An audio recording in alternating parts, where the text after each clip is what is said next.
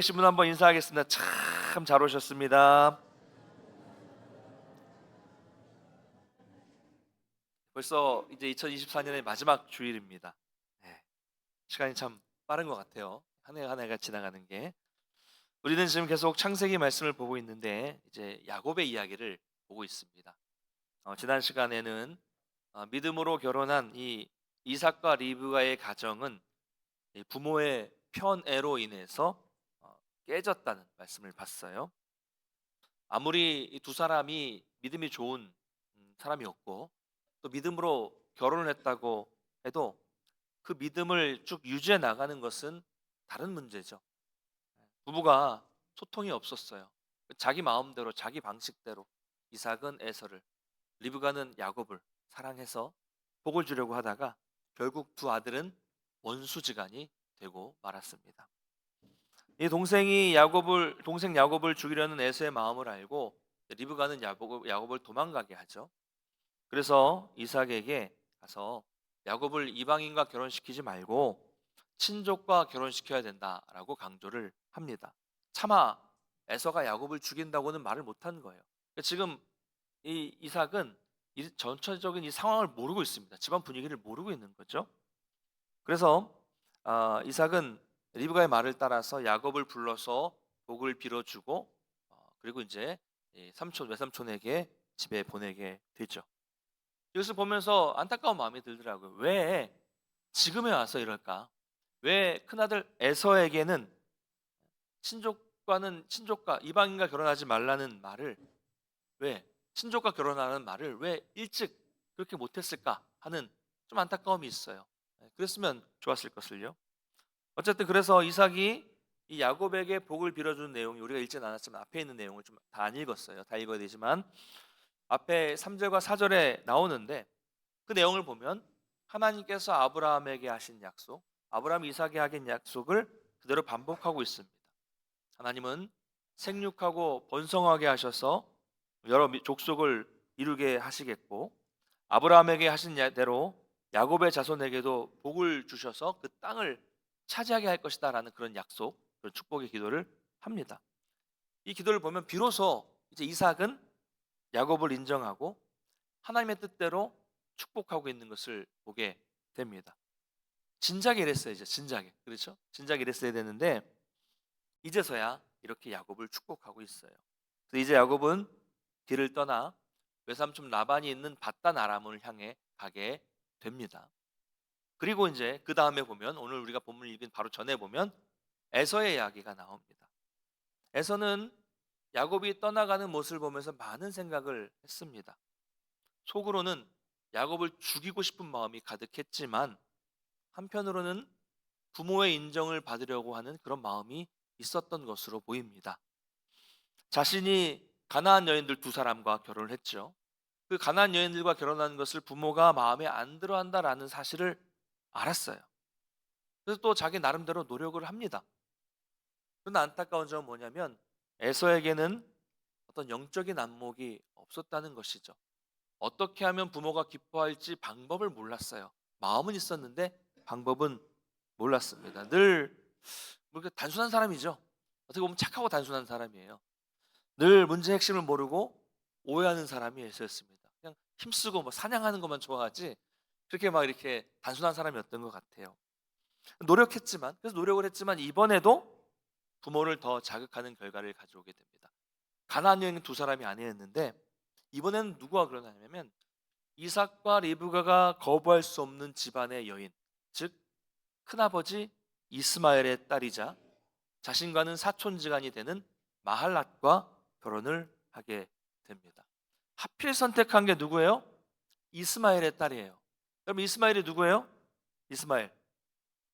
아브라함이 하나님께서 아들을 주시겠다고 하신 약속을 믿지 못해서 사라의 몸종 하가를 통해서 태어난 아들이 이스마엘이잖아요. 그렇죠? 믿음이 아니라 불신앙을 통해서 태어난 아들이 이스마엘입니다. 게다가 이스마엘이 10대 정도 됐을 때 어린 이삭을 놀리고 괴롭혔어요. 그래서 그 모습을 사라가 보고 화가 났죠. 그래서 결국 이 하갈과 이스마엘은 쫓겨납니다. 그러니 쫓겨났으니 좋은 관계일 리가 없잖아요. 여러분 보십시오. 이스마엘이 그래도 배는 다르지만 아브라함에게는 장자예요. 그런데 이삭에게 장자권을 빼앗겼습니다. 자, 에서도 장자이지만 야곱에게 장자권을 빼앗겼어요. 공교롭게도 처지가 같습니다. 같은 처지끼리 모이는 거예요. 이걸 뭐라고 하죠? 동병상련, 유유상종, 끼리끼리 논다 뭐 이런 거죠. 같은 처지끼리 모이는 거예요. 이 결혼 역시 이삭과 리브가에게는 좋게 보일 수 없는 결혼이었습니다. 믿음으로 결혼하고 평생 일부일처로 살았던 이삭과 리브가의 아들은 믿음 없는 세 번째 아내를 얻게 됩니다. 그만큼 여러분 자녀에게 부모의 신앙이 이어지는 것은 쉬운 일이 아닙니다. 우리가 항상 자녀의 신앙이 우리 기도의 최우선순위가 되어야 될 이유가 여기에 있는 것이죠. 자, 이렇게까지 이제 우리 앞에 있는 내용을 좀 정리해 봤습니다. 그리고 이제 오늘 본문인데요. 야곱은 이삭의 축복을 받은 후에 외삼촌 라반이 살고 있던 하란을 향해 갑니다.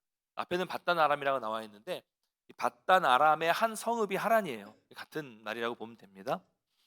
에서에게 알리지 않고 은밀하게 도주한 거지죠. 도주했는데 여러분 이 길은요 800km가 넘는 길이에요. 한 달 이상 걸리는 길입니다. 오랫동안 나고 자란 곳에서 그것을 떠난다는 것은 결코 쉬운 일이 아니죠. 가족을 떠나는 거잖아요. 특별히 자신을 끔찍히 사랑하는 어머니 리브가를 떠나야 됩니다. 그러니까 가기 싫어도 어쩔 수 없이 가야 되는 길이에요. 생리별이죠. 그러니 얼마나 슬프고 가기 싫은 길이었겠습니까? 가족을 처음 떠나보는 걸 거예요. 그리고 가는 곳은 또 낯선 땅이고 누가 있는지 몰라요. 낯선 사람들, 친족이라고 하지만 전혀 본 적이 없는 생명부지의 사람들, 낯선 사람들이 기다리고 있는 것입니다. 떠나는 것도 힘들지만 새로운 곳에, 새로운 환경에 대한 두려움도 가득했을 것입니다. 제가 이것을 보면서 제가 군대에 입대했을 때의 감정, 그때의 기억이 새록새록 떠오르더라고요. 1990 아주 기억이 생생해요. 1995년 12월 12일 아주 추운 날 아침에 부모님께 큰절을 하고 집을 나섰습니다. 어머니는 그때 노란색 스웨터를 입고 계셨어요. 아주 정확히 기억하죠? 전날에는 제가 군대 간다고 세발 낙지를 사주셨습니다. 다 기억을 해요. 근데 눈물 흘리시는 어머니를 뒤로하고 막 뛰어갔어요. 저는 지금은 없어졌는데 서울에서 가까운 춘천에 백이보충대라는 곳이 있었거든요. 그곳으로 입대를 했습니다. 같은 날 한 동네에 살던 지금 제 여동생의 남편 매제죠. 지금 매제와 같이 입대했어요. 매제가 같은 학교 후배이기도 하고 같은 교회 후배이기도 하고 그래서 어릴 때부터 같이 자라서 같이 운동하고 같이 놀고 뭐 그렇게 자랐던 후배였는데 입대도 같이 했습니다.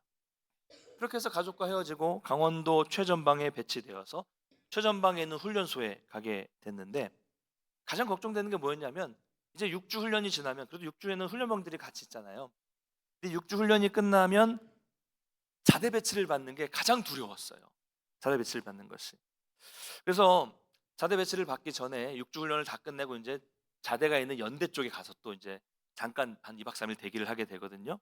막 대기를 하고 있는데 거기서 고등학교 동창을 만났습니다. 그러니까 저는 이제 막 군대에 가서 신병인데 그 친구는 병장이었어요. 너 왜 이제 왔냐 막 이러는 거예요. 그래서 하는 말이 야 다른 데는 다 괜찮은데 거기만 아니면 돼. 거기만 아니면 돼. 거기는 최전방이고 정말 춥고 거점 해발도 높고 거점산이 아주 높고 아주 험난해. 진짜 힘들다. 거기만 안 가면 그래도 괜찮아. 이렇게 얘기를 한마디 더 붙입니다. 야, 너 훈련소에서 전방에서 난 그 사건 사고 소식 들었지? 큰 사고 난데 제가 구체적으로 말씀 못 드리겠지만 거기가 바로 거기야. 지금 분위기 아주 거기 아주 삭막해 살벌해 이러는 거예요. 어쨌든 그 부대에서 그 사단에서 제일 힘들기로 유명한 곳이 그곳인 거예요. 그러니 여러분 제가 얼마나 두려웠을까요? 그런 곳에 가는 것도 힘든데 또 가면 제가 막내잖아요. 막내 이등병이고 지금 사실 그때 병장들이 저랑 같은 나이이기도 하고 30여 명의 모든 소대원들이 다 제 고참인 거예요. 제가 막내니까 이 두려움이 아주 막 컸습니다. 여러분 암담하겠죠? 네. 막 기도가 막 나오겠죠? 네. 열심히 기도했습니다. 하나님 선한 길로 인도해 주시옵소서 막 기도했어요. 제가 어디로 갔을까요? 거기로 갔어요. 저는 왜 맨날 이런지 모르겠어요. 이상하죠? 맨날 그래요. 아니면 좋겠다는데 그걸로 가요. 여러분, 벨치 바꾸는요, 한동안 잠을 자고 일어나면 난 누군가, 또 여긴 어딘가, 막 정말 암담했습니다. 멍했고 수많은 고참의 시선과 갈굼 속에서 하루하루가 낯설고 힘들 나날들이었습니다. 아마 공감하시는 분들이 계실 것입니다. 여러분, 제가 기도할 때 그냥 하나님 선한 길로 인도해 주세요라고 기도한 것이 문제였을까요? 좀 더 구체적으로 기도했어야 될까요? 하나님 거기만 빼고 다른 데로 가게 해주세요. 뭐 이렇게 기도하는 게 맞았을까요? 아닙니다. 힘들었지만 지나고 나서 보니까 그 길이 정말 선한 길이었어요. 제 신앙적으로나 또 인생에 있어서 많은 경험과 많은 생각을 하게 하고 또 많은 사람들을 만나고 기도를 하게 한 곳이었어요. 정말 선한 길이었다는 거죠. 자, 군대 이야기는 여기까지 하고 다음에 기회가 있으면 또 이어서 하겠습니다. 어쨌든 이 처음 가는 곳에 대한 두려움, 그 정말 큰 두려움. 여러분도 아마 그런 경험들이 다 있으실 거예요. 근데 야곱은요, 이 정도가 아니죠. 더 심해요. 잘못하면 죽을 수도 있습니다. 가는 곳도 생소해요. 또 어떤 사람들이 기다리고 있을지도 모릅니다. 혼자 덩그러니 낯선 환경으로 던져져 버렸다는 외로움, 고독함. 인간에게는 이게 가장 큰 두려움이죠. 나 혼자라는 거, 아무도 없다는 거. 큰 두려움이에요. 가장 힘든 일이죠. 거기다가 외로움과 고독함만 힘든 일이 아니었습니다. 지금 야곱은 빈털터리예요. 뭐 그래도 낙타는 타고 갔을 것이고 뭐 돈이나 귀중품 몇 개는 좀 가지고 있었을 것입니다. 그런데 여러분, 아무것도 없는 산과 들에서 그게 무슨 소용이 있어요? 아무 소용이 없어요. 당장 어디에서 자야 될지, 안전한 곳은 어디인지 다 불확실합니다. 게다가 또 뒤에서는 언제 또 형이 쫓아올지, 이 도망간 사실을 알고 쫓아올지 모르는 상황이잖아요. 밤에는 빛도 없고 여간도 없고 먹을 것도 없습니다. 그냥 어둑어둑해지면 바로 딱 멈춰 서야 돼요. 거기서 잘 곳을 찾아야 됩니다. 이불이나 베개라도 제대로 있습니까? 그냥 근처에 바람 덜 부는 곳에 자리 잡고 벨만한 돌 하나 구해서 잠을 청할 수밖에 없었어요. 지금 야곱의 상황이 얼마나 처량한 상황입니까? 며칠 전까지는 사랑하는 어머니가 있는 자리에서, 집에서 편안한 잠자리에서 배불리 먹으면서 안전하게 행복하게 지냈습니다. 그러나 이제는 뒤로 돌아갈 수가 없어요. 들어갈 수 없습니다. 형이 있잖아요. 앞으로 갈 수도 가야 되지만 앞에는 하란이 나옵니다. 근데 여러분, 하란에 누가 기다리고 있어요? 야곱은 지금 모르지만 우리는 알고 있잖아요. 더 독한 그 누구예요? 그 조카를 그렇게 막 여러 가지 막 고생시키는 그 삼촌 라반이, 착취할 라반이 기다리고 있었습니다. 돌아가도 문제, 앞으로 가도 문제, 가만히 있자니 문제. 어디로 가든 지금 야곱은 고난의 길입니다. 이 불안하고 불안한 상황에서 잠을 청합니다. 단순히 하루에 밤을 만나는 것뿐만이 아니라 이제 야곱은 한동안 인생의 어두운 그 만남을 만나게 됩니다. 여러분, 이 모든 것은 누가 한 일이에요? 자기가 자초한 일이에요.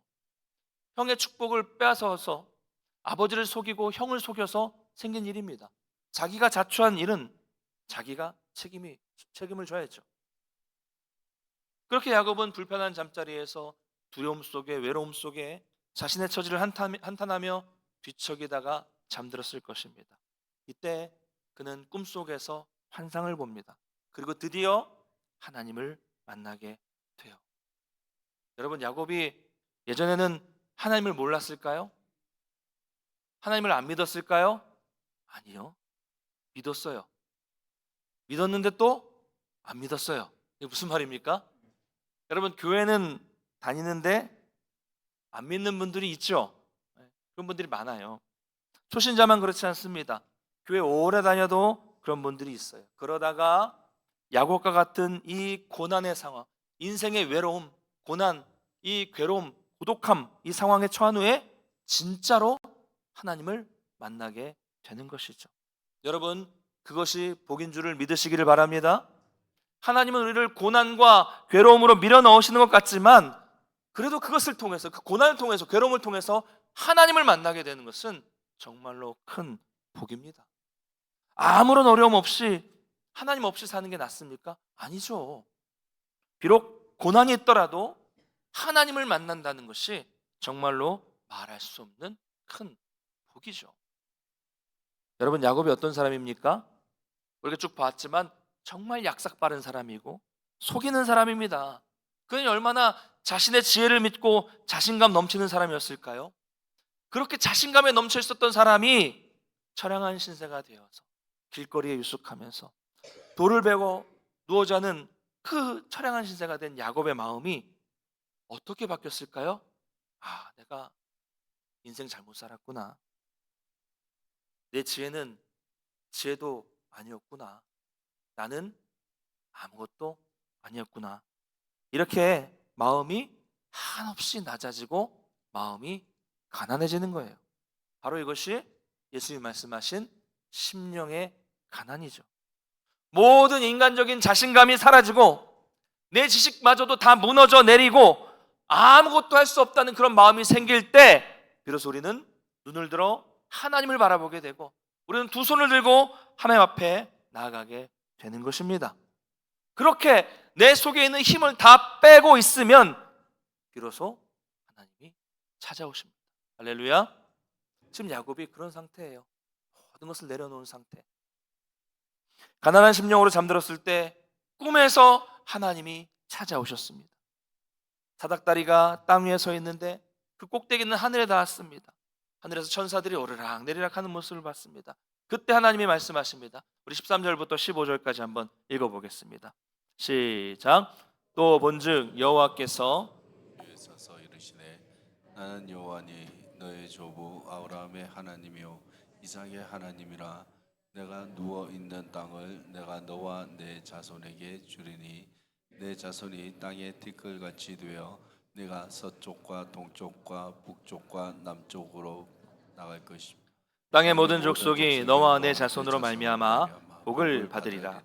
내가 너와 함께 있어 내가 어디로 가든지 너를 지키며 너를 이끌어 이 땅으로 돌아오게 할지라. 내가 내게 허락한 것을 다 이루기까지 너를 떠나지 아니하리라 하시니라. 아멘. 할렐루야. 드디어 아브람과 이삭에게 하신 약속을 친히 하나님께서 야곱에게도 하심으로써 이제 아브라함의 하나님, 이삭의 하나님이 드디어 야곱의 하나님이 되어 주셨습니다. 그동안 생각으로만, 그동안 관념으로만, 교육으로만 알고 있었던 하나님이 그의 하나님, 그 사람의 하나님이 아니라 나의 하나님이 된 것입니다.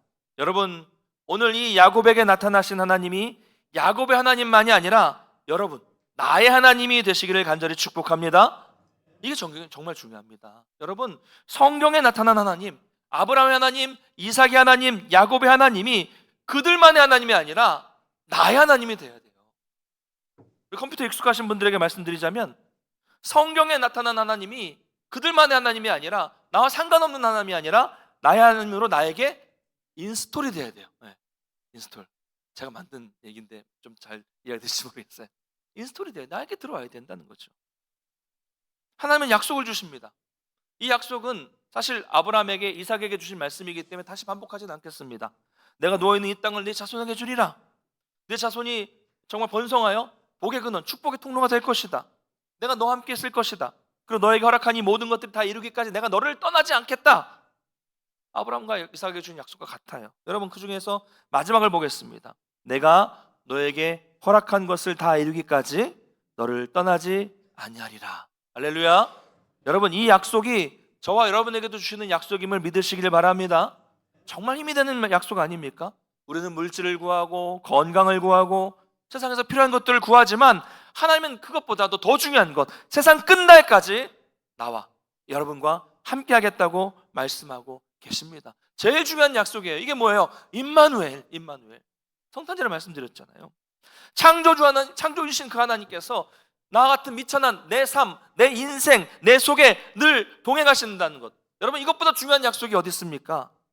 여러분, 하나님이 함께하는 삶과 하나님 없는 삶은 이건 차원이 달라요. 이 성도가 하나님 없이 산다고 해서 얼마나 잘 살겠습니까?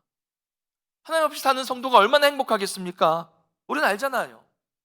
행복이 아니라는 거 알잖아요. 여러분, 이 땅에 살면서 너무 걱정하지 마십시오. 너무 염려하지 마십시오. 하나님이 여러분과 함께 하신다니까요. 할렐루야. 믿으십시오. 세상 끝날까지 함께 하시는 그 임마누엘 하나님을 경험하시기를 간절히 축복합니다. 야곱이 하나님을 만나니까요, 잠이 번쩍 깨죠. 자기는 혼자라고 생각했는데, 아무도 없다고 생각했는데 하나님은 그 인적이 드문 곳에도 자기와 함께하고 계셨고 자기와 동행하셨고 만나 주셨습니다. 나와 같이 약삭빠른 인간도 만나 주셨고 복을 주셨어요. 그러니 어찌 잠을 잘 수 있겠습니까? 그래서 어떻게 해요? 우리 16절부터 18절 한번 같이 읽어보겠습니다. 시작. 야곱이 잠이 깨어 이르되 여호와께서 과연 여기 계시거늘 내가 알지 못하였도다. 이에 두려워하여 이르되 두렵도다. 이 곳이여 이것은 다툼하니 하나님의 집이요 이는 하늘의 문이로다 하고 야곱이 아침에 일찍이 일어나 베개로 삼았던 돌을 가져다가 기둥으로 세우고 그 위에 기름을 붓고. 아멘. 드디어 야곱은 하나님이 함께 하신다는 것을 깨달았습니다. 그리고 이것은 하나님의 집이구나, 여기는 하늘의 문이구나, 이렇게 고백합니다. 이어서 자기가 베개로 삼고 있었던 이 돌을 기둥으로 세우고 그 위에 기름을 붓고 베델, 하나님의 집이라고 이름을 지었어요. 그러면 기둥에 기름을 부었다는 것은 단을 세우고 예배를 드렸다는 것입니다. 야곱은 이제 하나님을 만나게 되어 비로소 예배자가 되었습니다. 하나님을 만난 그 자리가 예배의 자리가 되는 것입니다. 여러분, 왜 예배를 드리십니까? 하나님을 만났기 때문이죠. 하나님을 만났고 하나님이 이곳에 계시기 때문에 우리가 이곳에서 예배를 드리는 것입니다. 그런데 하나님이 이곳에만 계시지 않죠. 하나님은 언제나 어디에나 함께하고 계십니다. 그러므로 우리의 삶도 언제나 어디에서나 예배가 되어야 하는 것입니다. 모여서도 예배하고 흩어져서도 예배하는 삶의 예배, 이것이 바로 하나님을 만난 성도의 삶이죠. 여러분, 아브라함이 가는 곳마다 제단을 쌓았던 것처럼, 이삭이 가는 곳마다 단을 쌓았던 것처럼, 드디어 하나님을 만난 야곱이 단을 쌓는 예배자가 된 것처럼 여러분도 어디서거든 함께 하시는 하나님께 예배하는 삶을 살아가시기를 주님의 이름으로 축복합니다. 자, 그렇게 하나님을 만났어요. 그리고 예배자가 되었습니다. 변화되니까 그 다음엔 야곱이 뭘 합니까? 우리 20절부터 22절을 한번 같이 읽어보겠습니다. 시작. 야곱이 서원하여 이르되 하나님이 나와 함께 계셔서 나를 지키시고 먹을 떡과 입을 옷을 주시어 평안히 아버지 집으로 돌아오게 하시면 여호와께서 나의 하나님이 되실 것이요 기둥으로 세운 이 돌이 하나님의 집이 될 것이요 하나님께서 내게 주신 모든 것에서 10분의 1을 내가 반드시 하나님께 드리겠나이다 하였더라. 아멘. 자, 예배자가 되니까, 변화가 되니까 이제 야곱은 서원, 즉 하나님 앞에서 약속을 합니다. 왜 약속을 합니까? 하나님이 하라고 하셨습니까? 아니에요. 시키지도 않았는데 야곱이 한 것입니다. 여러분이 처음 하나님을 만나셨을 때, 또 하나님의 은혜를 충만히 받으셨을 때 어떠셨습니까? 누가 시키지도 않았는데 막 서원이 나와요. 막 약속이 나오는 겁니다. 약속이 나와요. 저희 부모님이 성령 충만하시고 은혜가 충만하셨을 때, 제가 태어나기 전부터, 제가 태 속에 있을 때부터 저를 목회자로 세우신 거예요. 부모님의 신앙으로 세우셨죠. 저는 어떻게 했을까요? 아멘으로 화답했을까요? 네, 무시했어요. 에휴, 그게 무슨 말이에요? 어머님, 아버님, 나는 납니다. 내가 알아서 할 거예요. 왜 마음대로 서원을 하세요? 내 인생인데.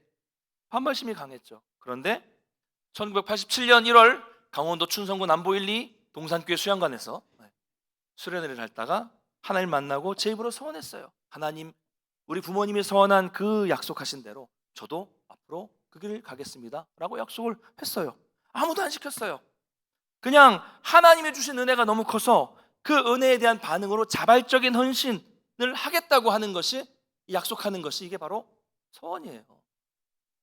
이처럼 하나님을 만나고 은혜가 충만하면, 성령 충만하면 우리는 하나님 앞에서 약속을 합니다. 나를 구원하신 하나님께 무엇이든지, 나를 인도하신 하나님께 무엇이든지 드리고 싶은 열정이 막 생기는 거예요. 은혜가 충만하면 막 열정이 생겨요. 그래서 내가 뭐라도 해드리고 싶어서 하나님과 더 가까워지고 싶고, 하나님 앞에 더 나아가고 싶고, 하나님을 더 알아가고 싶고, 하나님과 더 교제하고 싶어하는 그런 마음이 막 올라오는 것이죠.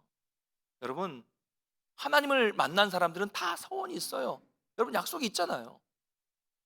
결단하는 거죠. 그래서 야곱은 소원합니다.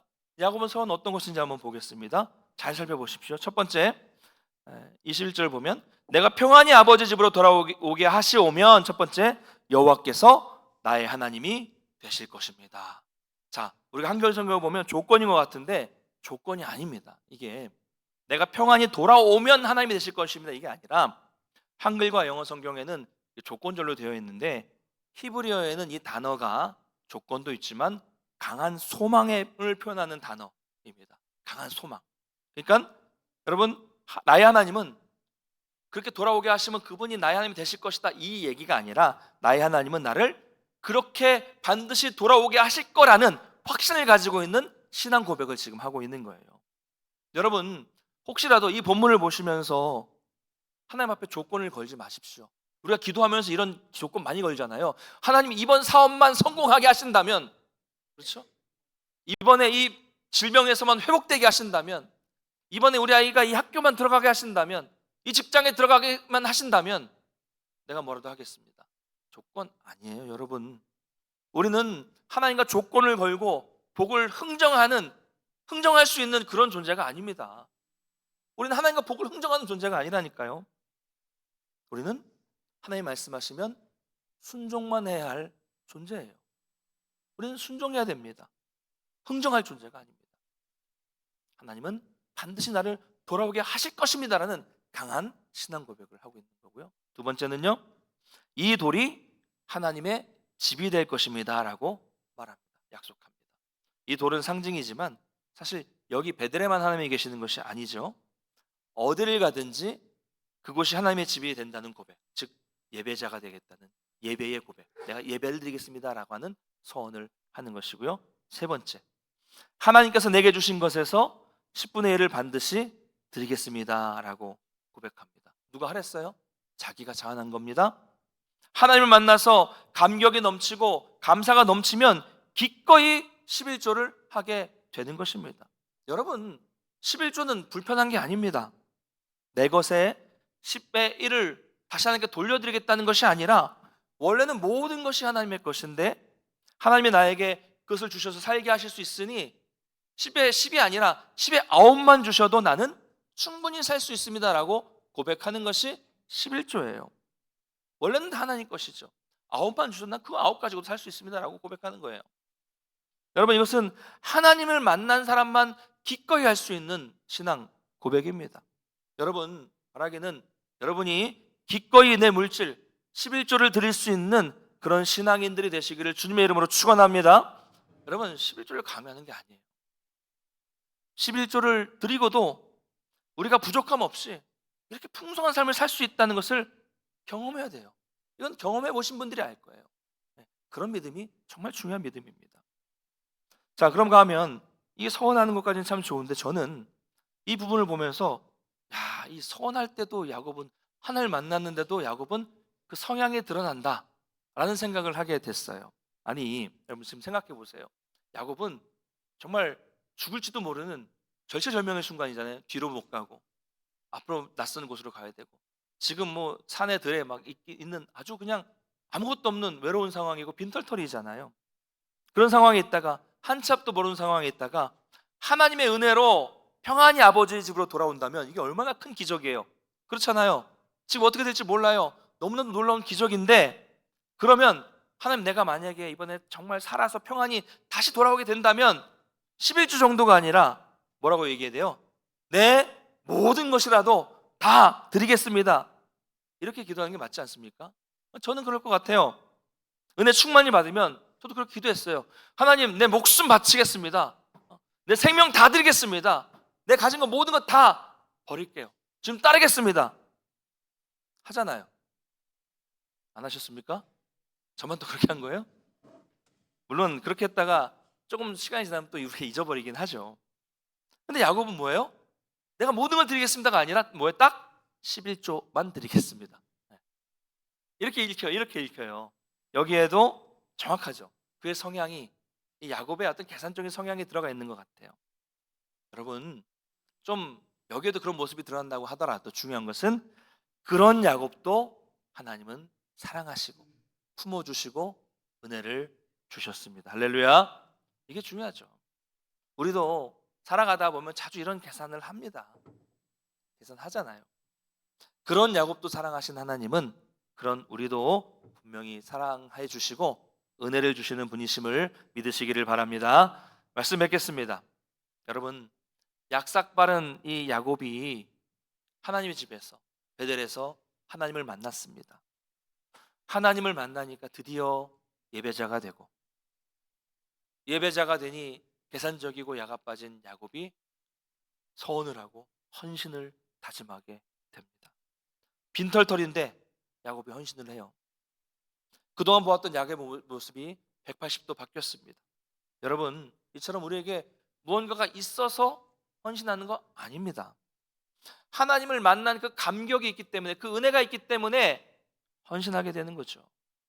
여러분, 세상은 뭐라고 말합니까? 금수저니 뭐 은수저, 동수저, 흙수저, 요즘엔 무수저, 아예 수저가 없다 나는, 이런 사람들이 이런 얘기를 합니다. 여러분, 아닙니다. 여러분, 이런 말 하지 마십시오. 성도는 이런 말 하는 거 아니에요. 하나님을 만나십시오. 그러면 됩니다. 믿으십니까?